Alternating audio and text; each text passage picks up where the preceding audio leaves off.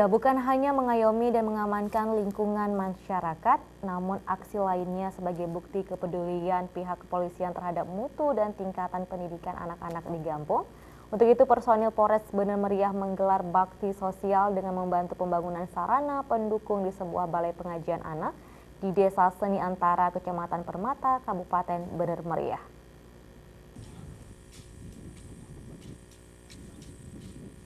Sebagai wujud kepedulian polisi terhadap masyarakat dan pendidikan anak di Gampong, puluhan personel polisi Resor Bener Meriah menggelar kegiatan bakti sosial dengan membantu pembangunan sarana penunjang di sebuah balai pengajian di Desa Seni Antara, Bener Meriah.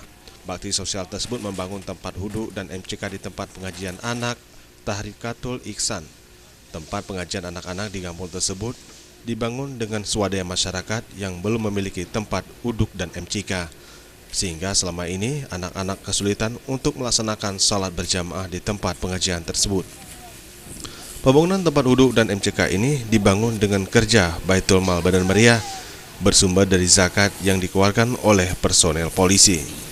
Wakapolres Bener Meriah Kompol Jupriyadi mengatakan bakti sosial membangun fasilitas pendukung di tempat pengajian anak Tahrikatul Ihsan yang melibatkan sekitar 50 personel Polres Bener Meriah dan dibantu warga setempat mulai dari jajaran, perwira hingga anggota sebagai bentuk kepedulian polisi terhadap meningkatkan pendidikan anak. Kepedulian sosial ini juga merupakan bakti para personel polisi peduli terhadap kehidupan masyarakat dalam melayani dan mengayomi serta menjaga ketertiban masyarakat. Dari sini kami membantu oleh pengajian ini berdasarkan anggaran dari zakat dan infak personil Polres Bener Meriah.